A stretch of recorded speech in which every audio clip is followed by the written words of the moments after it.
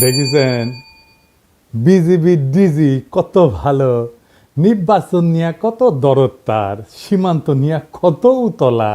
দেখেন দেখেন ভালো করে দেখেন। হ্যাঁ, ইনকে ডিজি আমরা তো চাই, তাই না? হ্যাঁ, হারাম জাদা মাদা কুত্তার বাচ্চা, তোর পুটির মধ্যে তারাবাতি ঢুকায় তোর মাম্মা হাসিনার কাছে পাঠিয়ে দেবো বান্দির বাচ্চা। কেন গালি দিচ্ছি? হ্যাঁ, দেখেন জুলাই আগস্টে আমাদের দেশ বিরোধী করছিল, পত্রিকা তাসিছে। ভিডিও দেখবেন, ভিডিও দেখেন, এডিটর সাহেব ভিডিও দেখে দেন, দেখেন। আমরা মাননীয় প্রধানমন্ত্রীর নির্দেশে এই সরকারের গুরুত্বপূর্ণ স্থাপনা বিজিবি গতকাল অভিযানের মাধ্যমে পুনরুদ্ধার করেছে এবং এই সন্ত্রাসী এবং উগ্রবাদী যারা সন্ত্রাসী গোষ্ঠী ছিল তাদেরকে হটিয়ে দিতে সক্ষম হয়েছে। তো বর্তমানে আপনারা দেখতে পাচ্ছেন তারপরও আশেপাশে কিছু দূরত্বে তারা ক্রমাগত ঢিল ছুটছে, দল বাঁধছে, পুনরায় আবার এই বিটিভি ভবন আক্রমণ করার চেষ্টা করছে। সেটা আমরা এখন বিজিবি কালকে থেকে দখল করে এখানেই আছে, তার সাথে পুলিশ এবং র্যাবও যুক্ত হয়েছে। তো সব মিলিয়ে এই জায়গার এই স্থানের কোনো ধরনের জন্য আর অসুবিধা না হয় সেজন্য আমরা বদ্ধপরি। দেখেছেন এই ব্যাংচত্রে প্রফেসর ইউনুস এখনো বিজিবি ডিজি করে রেখে দিচ্ছে। কেন দিছে জানেন? উই তো আর্মির ধন বড়, এতই বড় যে নিজের নিজেই মারবার পারে, আর কাউরে লাগে না। পুলিশের আইজি যদি বদলানো যায় তাহলে বিজেপি ডিজি কেন থাকবি? ওই ইলেকশন করবি, ওই অন্তর্ঘাত করবি, ও প্রধানমন্ত্রী কাটাল রানীর নির্দেশনায় করবি। এডিটর সাহেব দেন জাউরা সিল মেরে দেন, আরেকটা মারেন। আর সামনে থাকলে চালা মুখ ফাটে দিলাম নি, একেবারে নাক মুখ ফাটে দিলাম নি। হারাম জাদা এ জাউরা শোন, দাঁড়ান এডিটর সাহেব, ওক বাম্বু দেওয়া এখনো শেষ হয়নি, স্ক্রিনে রাখেন। দেখে দেখে গালি না দিলে জোশ আসে না শৈলে। এই এখন কবু অর্ডার দিছে তাই করেছি, তাই না? তোর অর্ডারের মধ্যে কি লিখে দিয়েছিল দেশবিরোধী ষড়যন্ত্র? ওটা কছু তো নিজের কুরকুরে নিত কছু তো। হাসিনা না পড়লে যে মোটা আজিজের মতো বিজিবি থেকে আর্মি চিফ জান বেনে দেয়, সেই জন্য কইছিল। কর্নেল রেদওয়ান ছিল না বিজিবি থেকে, সাবমেশিন গান দিয়ে গুলি করেছিল ছাত্র জনতার উপরে, সেটা তো ওর কমান্ডেই হয়েছে। উক্কান 5 লাথি দিয়ে আর্মি ফেরত পাঠানো হয় নাই। 11 মাসের বেশি হয়েছে, প্রায় 1 বছর হয়ে গেছে। তো ইমরুজ স্যার, আপনার যদি সব উপদেষ্টাদের কয়া দেওয়া লাগে কি করা লাগবে, তাহলে কেমনে হবে? ও রাখিছেন কেন? ওটি ও বিজেপি থেকে না সরাইলে ওর গোষ্ঠী শুদ্ধ তাল গাছে তুলবো আমি, কয়া দিলাম। পরে আবার কয়েন না আমি ওয়ার্নিং দেই নাই। যাই হোক, গরম দিয়া শুরু করে এখন এনা নরমে আসি, একাডেমিক আলাপেতে আসি।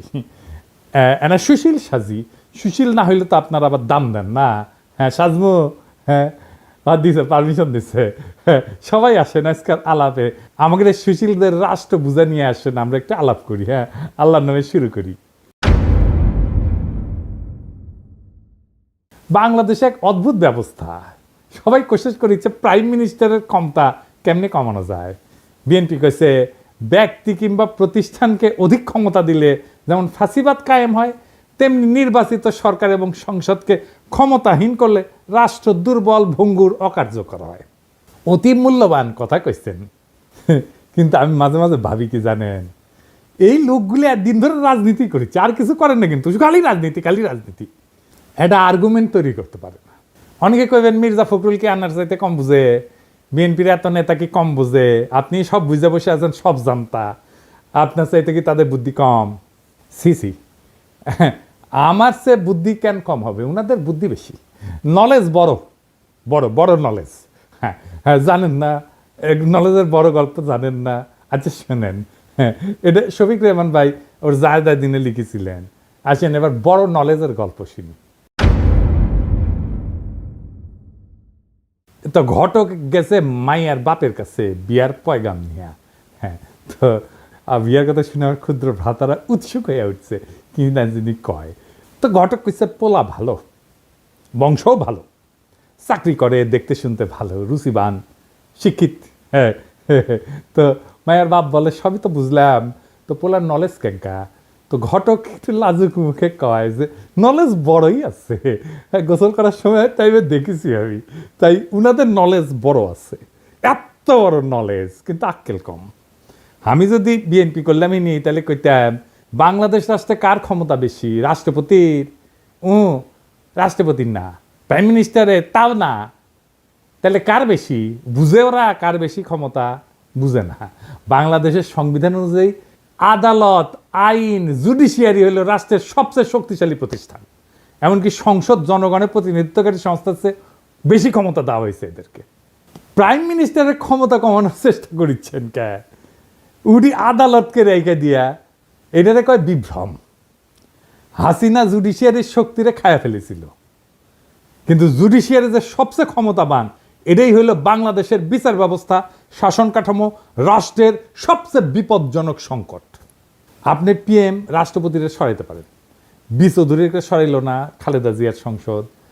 পিএমকে তো জিতে আসতে হয় সংসদে, ভোট কারচুপি কন, দামি কন, নৈশকন, যাই হোক, একটা ভোট তো করে দেখাইতে হয় যে বইছে ভোট, তাই না? পাবলিকের কাছে যাইতে হয় তো, 5 বছর পরে ক্ষমতা ছাড়তে হয় তো, অন্তত নিয়ম আছে কাগজে কলম হইলেও। কিন্তু আপনি তো বিচারপতি অপসারণ করতে পারবেন না।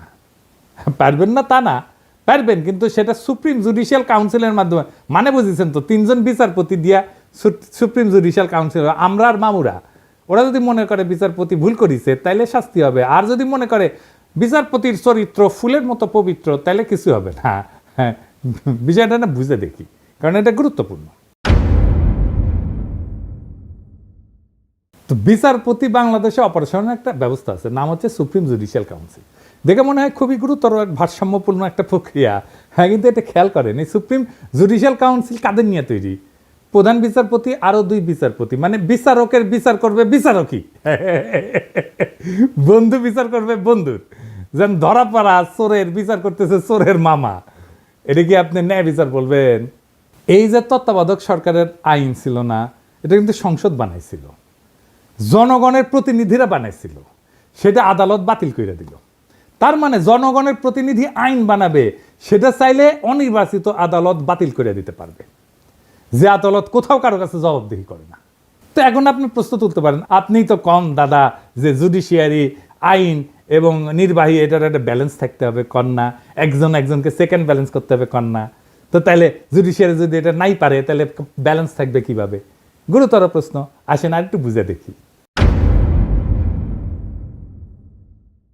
তত্ত্বাবধায়ক সরকার আইনটা সংসদ পাস করেছিল, মানে জনগণের প্রতিনিধিরা এটা আইন করেছে, কিন্তু আদালত সেটাকে বেআইনি ঘোষণা করে বাতিল করে দিল।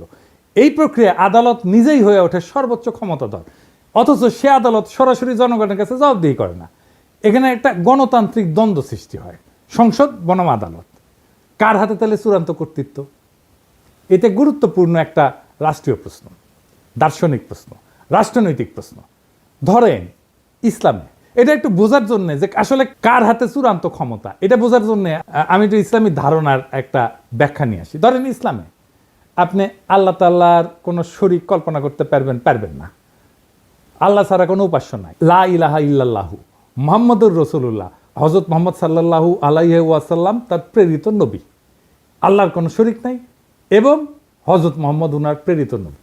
এই ফান্ডামেন্টালটা না মানলে আপনি মুসলমান না। আপনাকে ইসলামের দরজা অতিক্রম করার সময় এই কলেমা উচ্চারণ করতে হবে। ঠিক সেইভাবে রাষ্ট্রের বেসিক ধারণা হচ্ছে জনগণ রাষ্ট্রের মালিক, এইটা আগে আপনাকে বুঝতে হবে। তার ক্ষমতা সার্বভৌম, গণ অভিপ্রায়, জনগণের আকাঙ্ক্ষা, এটা সর্বোচ্চ আইন। গণতন্ত্রে আইন বানানোর অধিকার কেবলমাত্র নির্বাচিত প্রতিনিধিদের।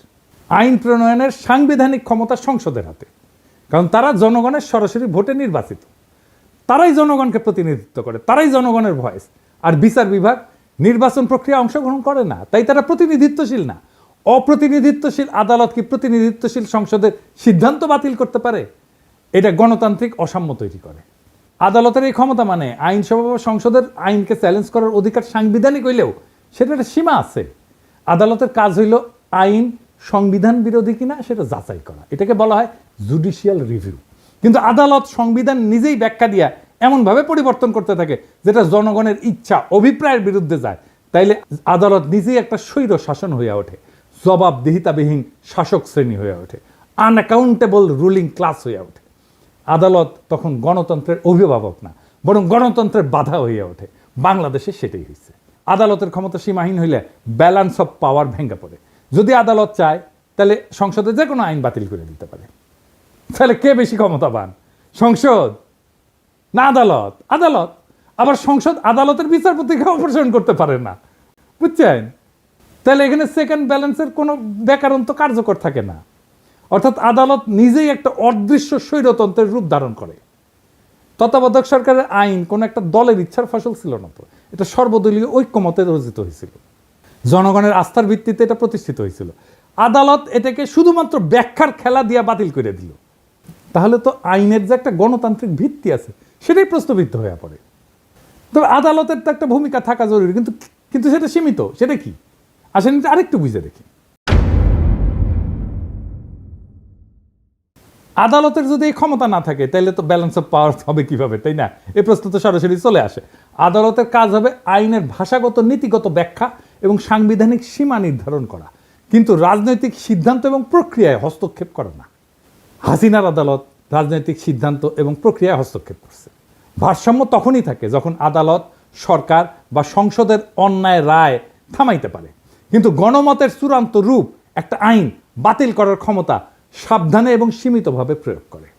আদালত যদি এমন ক্ষমতা পায় যে জনগণের প্রতিনিধিরা যে আইন মানাবে তাই সে বাতিল করে দিতে পারে এবং সে নিজে কোনো জনগণের কাছে জবাবদিহিতা করবে না, তাহলে সে আদালত না, সে গণতন্ত্রের উপরে বসা এক নির্জীব অভিজাত শ্রেণীর নামমাত্র পোশাক। তত্ত্বাবধায়ক সরকারের আইনের অবলুপ্তি তাই শুধু একটা রায় না, এটা ছিল গণ ইচ্ছার বিরুদ্ধে আদালতের বিদ্রোহ। আর এই বিদ্রোহের পরিণতি আজ দেশের রাজনৈতিক দুর্ভিক্ষ, দেশের সমস্ত সংকট। এইবার আসেন সংস্কার নিয়ে আরো একটু গভীরে আলোচনা করি। প্রফেসর ইউনূসের সরকার নানা ধরনের সংস্কার করছে। এই সংস্কার কারা করিচ্ছে, কিভাবে করিচ্ছে, এরা বুঝে কিনা সেটা একটু বুঝে দেখি। আজকের নতুন বাংলাদেশে সংস্কারের জন্য বিভিন্ন প্রস্তাব নিয়ে আলোচনা করা হইতেছে। আবার যাতে বিগত 15 বছরের ফ্যাসিবাদ, 72 বা 75 সালের ফ্যাসিবাদ বাকশাল বাংলাদেশে পুনরায় প্রতিষ্ঠিত হইতে না পারে, সেজন্য নানা পক্ষ নানা মত প্রস্তাব নিয়ে আলোচনা করতেছে। এটার জন্য প্রফেসর ইউনূস একটা ঐক্যমত কমিশন করেছেন। সেটার সদস্য হচ্ছে আলী রিয়াজ, বদিউল আলম মজুমদার আর ইফতেখারুজ্জামান, তিনটা মাল, প্রথম আলোর মার্কা মারাল স্পেন্সার। এরা কি ধরনের প্রস্তাব দিতে পারে সেটা না বললেও চলে। হ্যাঁ, ইফতেখারুজ্জামানকে আমি বাম্বু দিছিলাম না, একবার দিছিলাম না, মনে আছে না? হ্যাঁ, ওরা এনে বসায় দিচ্ছে প্রফেসর ইউনূস। প্রথম আলো এইসব সুশীল প্রগতিশীল মালদের দিয়া 111-এর পরে সংস্কার করাইতে গেছিল। তখনকার ভারতের দালাল মঈনুদ্দিন ফখরুদ্দিন সরকার একই সুশীল প্রগতিশীলদের টোটকা প্রস্তাব দিয়া অধ্যাদেশ জারি কইরা বিভিন্ন সংস্কার করছিল, যার প্রত্যক্ষ পরিণতি হচ্ছে হাসিনার ফ্যাসিবাদ। এক বেল তলাতে এই ন্যাড়া বুদ্ধিজীবী সুশীল এই জাতিকে কয়বার নিয়ে যাবে? ৭৪-এর বাকশালী সংবিধান, হাসিনার ফ্যাসিজম, এসব তো আসমান থেকে নেমে আসে নাই। বারবার একই মার্কা মারা সব দালাল লেসপেন্সার, বুদ্ধিহীন মূর্খ কামাল হোসেন, রেহমান সোবহান, ইফতেখারুজ্জামান, মতি, মাহফুজ এদের টোটকা জাতিকে গিলায় বারবার আওয়ামী ফ্যাসিজম প্রতিষ্ঠার সুযোগ করে দেওয়া হইতেছে। এবারও সে একই চক্রান্ত হইতেছে, আর জাতি সে সমস্ত খেয়াল না করে বসে বসে আঙুল চুষিচ্ছে। আলী রিয়াজের আক্কেল জ্ঞানের নমুনা দেখেন। সংবিধান সংস্কার কমিটির রিপোর্ট ড্রাফট করার সময় সে কাদের পরামর্শ সে নিচে সেটা রিপোর্টের শেষে তালিকা করে লিখে দিছে। দেখেন কারা কারা আছে সেখানে। মাহফুজা নাম, শাহিনা নাম, জানেন তো মাহফুজা নামের বউ, মানে মাহফুজা নামের বুদ্ধিতে শুধু চলবে না, তার বউয়ের বুদ্ধিও লাগবে। এই মাহফুজা নাম হাসিনার সামরিক মারণাস্ত্রে গুলি চালায় ছাত্রজনকে হত্যা করার নির্দেশ দেওয়ার পরে সেটার পক্ষে বয়ান লিখে এডিটোরিয়াল পাবলিশ করেছিল, যাতে সরকার কঠোর হস্তে এই আন্দোলন দমন করে। বিপ্লবের শহীদদের রক্তের সাথে বিশ্বাসঘাতকতা কইরা এরকম একটা জানোয়ারের বাচ্চার পরামর্শ নেওয়া লাগছে নতুন বাংলাদেশের সংবিধান কিরকম হবে সেটা ঠিক করার জন্য। বুঝেন তাইলে? আরো আছে প্রথম আলোর মতি, খুশি কবি, সবচেয়ে বড় আওয়ামী লেসপেন্সার রেহমান সোবহান, মইনুল ইসলাম। হে খোদা, আমারে উঠায় নাও, নয়তো দড়ি ফেলাও, বায়া উঠা যায়। এর সে আওয়ামী লীগকে বলা হোক একটা সংবিধান ড্রাফট করে দিতে। হুদাহিতে সংস্কারের বালসাল নাটক কইরা মানুষকে বোকা বানানোর দরকার কি? আর শহীদের রক্তের সাথে প্রহসন করার দরকার কি?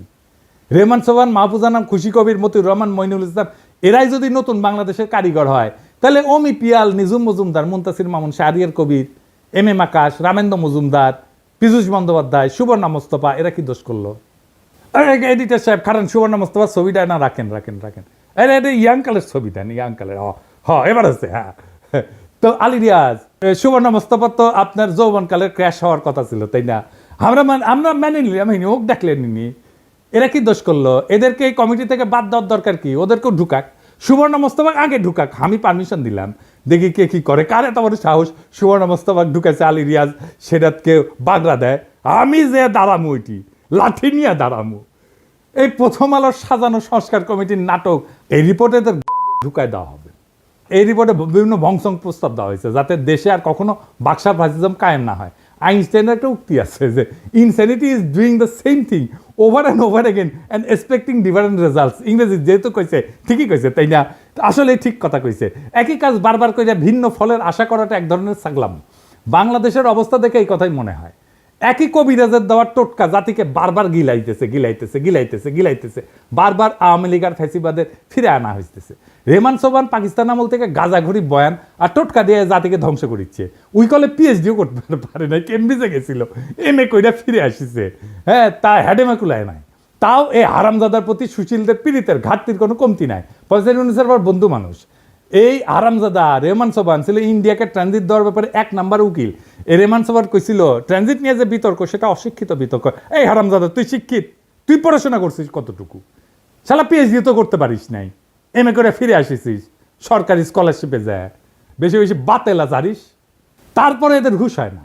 আজকে আর বেশি মুখ খারাপ করলাম না, নাকি করে ফেলছি অলরেডি বেশি জানি না, বুঝছাও, মানে অভ্যাস হয়ে গেছে তো আমার মুখই খারাপ। আজকে আবার একটু আলোচনা করব বাংলাদেশে কেন বারবার আওয়ামী ফ্যাসিবাদের উত্থান ঘটে। আসেন এটা আরেকবার একটু বুঝে দেখি, আগের এপিসোডে আলাপ করেছিলাম, আরেকবার একটু বুঝে দেখি। একটা রাষ্ট্রের 3টা অঙ্গ থাকে, একটা এক্সিকিউটিভ, লেজিসলেটিভ আর জুডিশিয়ারি। এই 3টা অঙ্গের সমন্বয়ে একটা রাষ্ট্র গড়ে ওঠে। এই লেজিসলেটিভ বা আইনসভা দেশে কি আইন হবে সেটা নির্ধারণ করে। এক্সিকিউটিভ সেই আইন অনুযায়ী দৈনন্দিন কাজকর্ম চালায় এবং পলিসি নির্ধারণ করে। তবে একটা রাষ্ট্রের সর্বোচ্চ পলিসি নির্ধারণ করে আইনসভা বা পার্লামেন্ট, কারণ এক্সিকিউটিভ আইনসভার পাশ করা আইন দিয়া চালাইতে বাধ্য, দেশ চালাইতে। এক্সিকিউটিভ কখনোই নিজে আইন বানাইতে পারে না, এমনকি কোনো সভ্য দেশে আদালত বা জুডিশিয়ারিও আইন বানাইতে পারে না, বা পারার কথা না। আদালতের বিচারকেরা যদি নিজেরাই আইন বানায় সেটাকে রাষ্ট্রবিজ্ঞানের ভাষায় বলা হয় জুডিশিয়াল অ্যাক্টিভিজম। এই জুডিশিয়ারি কাজ হইতেছে এক্সিকিউটিভ যাতে নিজের এখতিয়ার বা জুরিসডিকশনের অতিক্রম করিয়া অর্ডার জারি করতে না পারে সেটা দেখা। এর সাথে দেশে আইনসভা দিয়ে পাশ করা আইনের উপরে ভিত্তি করে বিভিন্ন কেসে সেই আইন অনুযায়ী রুলিং দেওয়া, আর দেশের সেই আইন অনুযায়ী ফৌজদারি এবং দেওয়ানি বিভিন্ন মামলার কার্যক্রম পরিচালিত করা, এটাই হইতেছে জুডিশিয়ারির কাজ। এখন আওয়ামী লীগ বিগত 15 বছর দেশে ফ্যাসিজম আদালতের মাধ্যমে কিন্তু প্রতিষ্ঠা করেছে, এটা মাহমুদুর রহমান কিন্তু বলে। খাইলোকের মতো দালাল প্রধান বিচারপতি দিয়ে হাসিনা নিজের ইচ্ছা মতো যা খুশি রুলিং জারি করায়, আওয়ামী লীগের সমালোচনা করা, যাকে তাকে আদালত অবমাননার মামলা দেওয়া। এদেশে আদালত এখন ঠিক কি কাজ করে তা বোঝার জন্য আইন পড়তে হয় না, পত্রিকার ফেসবুক স্ক্রল করলেই চলে। মানুষ ভাবে আদালত বিচার করে না, ভাই, এই আদালত ইতিহাস লেখে, এই আদালত পোস্টার বানায়, কবিতা লেখে, স্লোগান বানায়, পাঠ্য বই সম্পাদনা করে, ক্রিকেট টিম নির্বাচনে মত দেয়, আদালত রুল দেয় 15ই আগস্ট হইবে শোক দিবস, 7ই মার্চ হইবে জাতীয় ঐতিহ্য, জয় বাংলা হইবে জাতীয় স্লোগান, স্বাধীনতার ঘোষক হইবে শেখ মুজিব। কেউ যদি প্রশ্ন তোলে যে এগুলি কি বিজ্ঞাপন, ওটা কি অ্যাড এজেন্সি, তখন কয়া হবে আপনি নিশ্চয়ই রাজাকার। স্কুলে কি পড়ানো হবে আদালত ঠিক করে দেয়। পাঠ্য বইয়ে বঙ্গবন্ধু কত পাতা জুড়ে থাকবে সেটাও রুল দিয়ে আসে। বিশ্ববিদ্যালয়ের নাম কি হবে, গার্ডেনের নাম কি হবে, হাসপাতালের নাম কি হবে, সব জায়গায় আদালতের নাক ঢুকে। এমনই একটা আদালত। আর এই আদালতের বিচারপতি আমাদের সাথে পলিটিক্স করেছিল। ওই কইছিল যে আমরা শপথবদ্ধ রাজনীতিবিদ, ওই কইছিল এ না, ওর ভাই আবার এমপি ছিল আওয়ামী লীগের। এমনকি একবার তো আদালতে রিট হয়, বাংলাদেশ ক্রিকেট টিম কেন মুশফিককে নিতেছে না, কেন তামিম বাদ। ভাগ্য ভালো আদালত বলেনি কে ওপেনিং করবে, কে শেষ ওভারে বল করবে। ধর্মের ব্যাপারেও আদালত কিন্তু বলে যে বিসমিল্লাহ থাকবে কি থাকবে না, ভাস্কর্য থাকবে। তো আদালত এখন ইসলামিক স্কলার আর ইতিহাসবিদ দুইটাই। অথচ এসব সিদ্ধান্ত একটা সভ্য রাষ্ট্রে আদালতের এখতিয়ারে থাকারই কথা না। এসব সিদ্ধান্ত রাষ্ট্রে হয় আইনসভা নেয়, অথবা এক্সিকিউটিভ বিভাগ আইনসভা দ্বারা এম্পাওয়ার্ড হয়ে নেয়। এই কয়েকদিন আগে আমাদের অ্যাটর্নি জেনারেল বলছে যে হাইকোর্ট চাইলে যে কোনো ব্যাপারে হস্তক্ষেপ করতে পারে। ব্যাপারটা শুনতে খুব অদ্ভুত শোনালেও বাংলাদেশের সংবিধান অনুযায়ী পুরো ঘটনাটা লিগ্যাল। বাংলাদেশের 72-এর সংবিধান একটা বিস্ফোরা ধারা ঢোকানো আছে, যার দ্বারা এম্পাওয়ার্ড হইয়া আদালত বা হাইকোর্ট যে কোনো ব্যাপারে হস্তক্ষেপ করতে পারে, যা খুশি তাই করতে পারে। এটা হইতেছে সংবিধানের 102 নম্বর আর্টিকেল। এই বিস্ফোরা আর্টিকেল বাংলাদেশে বিচারকদের জুডিশিয়াল অ্যাক্টিভিজম করার কি আছে আর্টিকেলে, আসেন দেখি। এই আর্টিকেলের ফলে যে কেউ, যে কোনো আইনজীবী যা ইচ্ছা যা খুশি সেটা নিয়ে হাইকোর্টে রিট করতে পারে। হাইকোর্ট বেঞ্চ সেই রিটের উপর ভিত্তি করে যা খুশি তাই রুলিং জারি করতে পারে। কি বিচিত্র একটা দেশ, তাই না? মাঝে মাঝে অনেক উকিল সরকারকে বিভিন্ন কাজ করার নির্দেশ দিয়ে নোটিশ পাঠায়, অন্যথায় সে 102 ধারার ভিত্তিতে হাইকোর্টে রিট করার হুমকি দেয়। খালি সরকারকে না, অনেক বদমাইশ উকিল এটা ব্যবহার করে অসংখ্য মানুষকে, সাধারণ মানুষকে হয়রানি করে, যারা কোনোভাবে একটা ব্যাপারে ইন্টারেস্টেড পার্টি না। সেই সমস্ত ব্যাপারে বদমাইশ উকিলরা বিভিন্ন হাস্যকর আইনি নোটিশ পাঠায় 102 আর্টিকেলের উপরে ভিত্তি কইরা, এবং আদালত সেটার উপর ভিত্তি করে রুলিং পর্যন্ত দেয়। এই ইন্টারেস্টেড পার্টি কি এটা একটু বুঝে নি? যে কোনো সভ্য দেশে কেবলমাত্র ইন্টারেস্টেড পার্টি কোনো ব্যাপারে মামলা করতে পারে। ইন্টারেস্টেড পার্টি বলতে আইনের ভাষায় বোঝানো হয় এমন কেউ যার উক্ত মামলার ফলাফলে সরাসরি স্টেক আছে বা সরাসরি গেইন অথবা লসের আউটকাম আছে। যেমন ধরেন কোন এক সংবাদপত্র লিখছে যে আমি এটা চোর, ধরেন আমি অমুক তারিখে অমুক জায়গায় অমুক লাগাইছি, সরি চুরি করেছি, সরি আমি জানি যে আমি লাগাই নাই, চুরি করি নাই, সরি চুরি করি নাই, কিন্তু ওই সংবাদ প্রকাশের ফলে আমার মানহানি হয়েছে। কোন সভ্য দেশে মানহানির মামলা করার অধিকার একমাত্র আমার নিজেরই আছে। আমি এই মামলার একমাত্র ইন্টারেস্টেড পার্টি, বুঝছাও? এই মামলার আউটকাম মানে ফলাফল একমাত্র আমার জিতা বা হারের সম্ভাবনা আছে। এখন যদি কুমিল্লার মোকলেস মোল্লা অথবা গোপালগঞ্জের উকিল হরিদাস পাল আদালতে গিয়ে মামলা করে যে অমুকের মানহানি অমুক করিছে, অতএব অমুকের বিরুদ্ধে এত টাকা ক্ষতিপূরণ দাবি করে আমি মামলা করেছি, ব্যাপারটা যে কত বড় হাস্যকর হয়ে উঠবে সেটা আর বলার অপেক্ষা রাখে না। আমার নামে এরকম মামলা করেছে, আমি নাকি হাসিনা শেখ মুজিবের অপমান করেছি, তার ভাবমূর্তি ক্ষুণ্ণ করেছি, কে সিলেটে একটা মামলা করেছে, গোপালগঞ্জে একটা মামলা করেছে, কতগুলো। আমাকে সেদিন জিজ্ঞাসতেছে ঢাকার ডিসি যে দাদা আপনার নামে কি কি মামলা আছে। আমি বললাম আমি নিজেই জানি না রে ভাই, মাঝে মাঝে শুনেছি এই জায়গায় এই জায়গায় এই জায়গায় এই জায়গায় মামলা আছে, কতগুলো মামলা আছে আমি গোনা বাদ দিছি। এরকম হাজার হাজার ঘটনা ঘটছে, মামলা হয়েছে, জেল পর্যন্ত হয়েছে, সেসব মামলার উপরে ভিত্তি করে। সত্যিই ছেলে কাজ কি বিচিত্র এই দেশ। অথচ এই ব্যাপারে সংস্কার করার কথা নিয়ে কোনো কেউ প্রপোজাল দেয় না। কারণ সব জায়গায় বলা হইতেছে দেশে এক্সিকিউটিভ, লেজিসলেটিভ, জুডিশিয়ারির মধ্যে একটা ক্ষমতার ভারসাম্য আনা লাগবে। কিভাবে লাগবে সে ব্যাপারে সংস্কার কমিটির রিপোর্টে অনেক ভংসুং প্রস্তাব আছে। যেমন ধরেন কইছে হাইকোর্টের শাখা বাড়ানো লাগবে, তো হাইকোর্টের শাখা বাড়াইলে কিভাবে ভারসাম্য আসবে সেটার কোনো ব্যাখ্যা নাই। হাসিনার আমলে আদালত প্রত্যেকটা ব্যাপারে নাক গলায় হাসিনার ত্রাসের রাজত্ব কায়েম করতে সাহায্য করছে। কালামানিক সব জায়গায় নাক গলানোর বার এমনই বাড়ছিল যে লিগের স্পিকার আব্দুল হামিদ পর্যন্ত সেটাতে বিরক্ত হয়ে বলছিল বেশি বাড়াবাড়ি করলে জনগণ আদালতের বিরুদ্ধে উঠে দাঁড়াইতে পারে। এমনকি খালি এক্সিকিউটিভের ব্যাপারে নাক গলানো না, বিভিন্ন সময় দেশে কি আইন হওয়া উচিত কি হওয়া উচিত না সেটা পর্যন্ত আদেশ জারি করেছে। সংবিধানের স্পষ্ট লেখা থাকতে হবে আদালত বা জুডিশিয়ারি কোনোভাবে জুডিশিয়াল অ্যাক্টিভিজম করতে পারবে না। তারা কেবলমাত্র দেশে বিদ্যমান আইনের উপর ভিত্তি করে রায় দিতে পারবে। জনগণের যদি কোনো আইন পছন্দ না হয় অথবা কোনো আইন বানানোর ইচ্ছা হয়, তাদেরকে তাদের এমপির সাথে কথা বলে সেই বিল সংসদে আনার ব্যবস্থা করতে হবে। সংসদ সদস্যদের মূল কাজ এলাকার উন্নয়ন করা না। এরা যে বলবে আমি আপনার এলাকার উন্নয়ন করে দেবো, এটা তার কাজ না, এটা কাজ পৌরসভার। পৌরসভার কাজ এমপিরে দিয়ে করায় না, তাদের মূল কাজ আইনসভার বিভিন্ন আইন নিয়ে আলোচনা করে ভোটাভুটি করে আইন বানানো। এই সাধারণ তথ্যটা দেশের অধিকাংশ মানুষ জানে না। আর একটা হাস্যকর অভ্যাস এই জাতির কাছে আছে, কিছু হলে সব কিছুতে আদালতে যায় মামলা করে দেয়। যেমন বিপ্লবের পরে আওয়ামী লীগকে নিষিদ্ধ করা লাগবে, এটা নিয়েও আদালতে মামলা করতে গেছিল পোলাপাই, আদালতে রিট করে।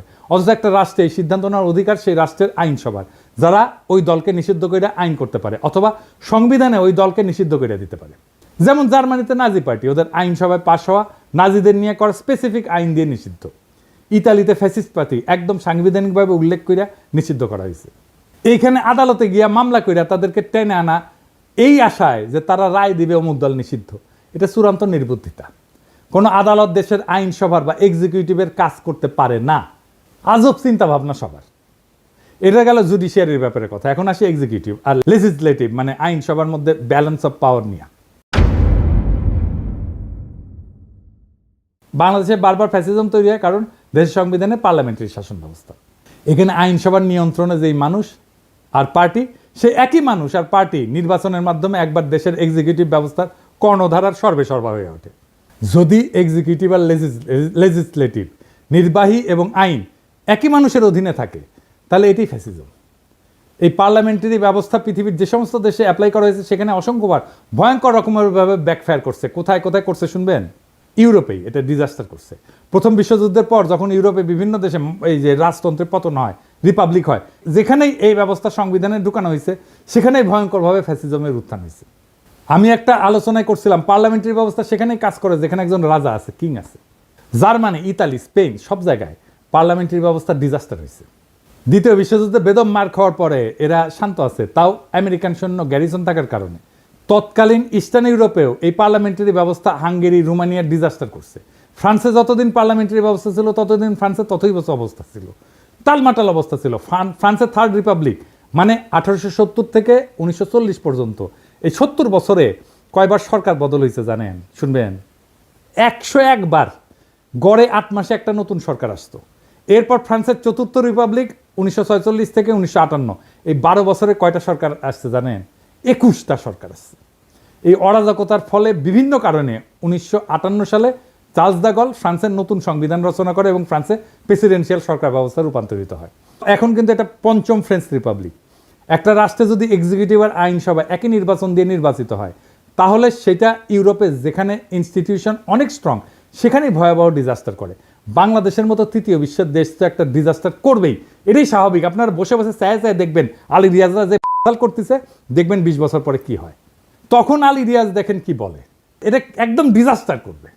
ওরা বেশি বুঝে এই সমস্ত গুলোকে টেনে। এরা রাষ্ট্র বোঝে না, রিপাবলিক বোঝে না, কিচ্ছু বোঝে না। আলী রিয়াজও বুঝে না, মনে করে ভাব দেখায় বুঝে, কিছুই বুঝে না। আচ্ছা দেখেন, আপনারা তো জানেন আমার তো কিছু সামান্য হইলে একটু ধারণা আছে, তাই না? আমার সাথে আলাপ করেছে, করেনি, আলাপ করবে না আমার সাথে, কারণ জানে আমার সাথে আলাপ করতে আসলে 5 মিনিট টিকবে না এগুলো। এই কারণে বাংলাদেশের নতুন সংবিধানে এক্সিকিউটিভ নির্বাচন আলাদাভাবে হইতে হবে। দেশে এক্সিকিউটিভদের প্রধান হচ্ছে রাষ্ট্রপতি। রাষ্ট্রপতি নিজেই সরাসরি জনগণের ভোটে নির্বাচিত হয়ে আসবে। রাষ্ট্রপতি নিজেই এক্সিকিউটিভ, ডে টু ডে প্রশাসন আর পলিসি নির্ধারণ করবে। এর জন্য উনি একটা ক্যাবিনেট নিয়োগ দেবে বিভিন্ন এক্সিকিউটিভ ডিপার্টমেন্ট চালানোর জন্য। সব সিদ্ধান্ত রাষ্ট্রপতি নিজেই নেবে, কোনো প্রধানমন্ত্রী থাকবে না। রাষ্ট্রপতির মেয়াদ 4 বছর বা 5 বছর হবে, কিন্তু এক্সিকিউটিভ হিসেবে রাষ্ট্রপতি কোনো আইন বানাইতে পারবে না এবং উনার সমস্ত অর্ডার সিদ্ধান্ত বিদ্যমান আইনের মধ্যে থাকতে হবে। রাষ্ট্রপতি কোনো অধ্যাদেশ জারি করে আইনসভার কাজ নিজে করতে পারবে না। রাষ্ট্রপতি খালি দেশে বিদ্যমান আইনের বাস্তবায়ন করে একটা এক্সিকিউটিভ কাজ চালাইতে পারবে।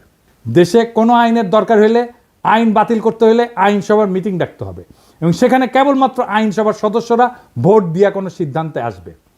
এই সংসদের সদস্যরা সম্পূর্ণ আলাদা নির্বাচনে আলাদাভাবে জনগণের সরাসরি ভোটে নির্বাচিত হবে।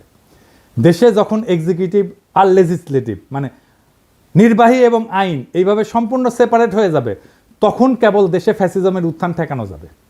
দেশের বাজেট আইনসভা পাশ করবে এবং পার্লামেন্ট রাষ্ট্রপতিকে যেই বাজেট দিবে, রাষ্ট্রপতি সেই বাজেট দিয়ে ওই অর্থ বছরের ব্যয়ভার বহন করবে।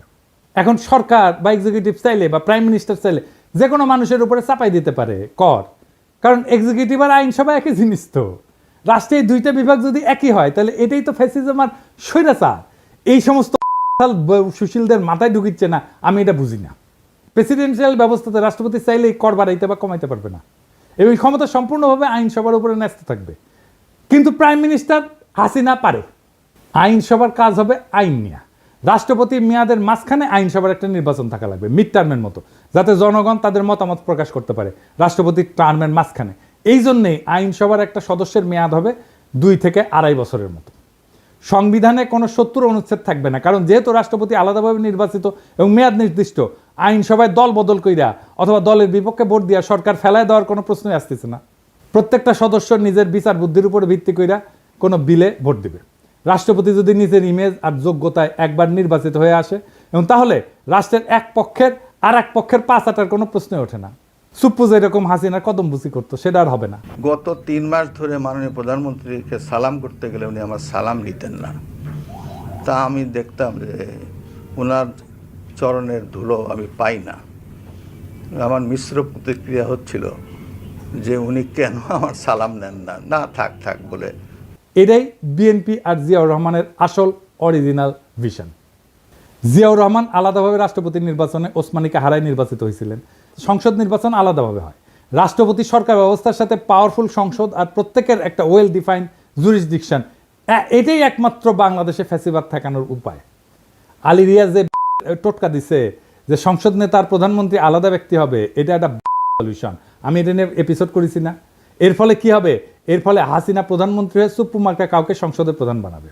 এইসব প্রথম আলোর সুশীল প্রগতিশীলদের হাতুড়ে চিকিৎসা নিতে নিতে এই জাতি আর দেশ মরণ প্রায়। এটা যে কোনো মহল্লে বন্ধ করতে হবে। রাষ্ট্রপতি শাসিত সরকার ব্যবস্থা, যেখানে রাষ্ট্রপতি খালি সংসদে পাশ করা আইন আর বাজেটের উপর ভিত্তি করে অর্ডার জারি করতে পারবে, যেখানে কোনো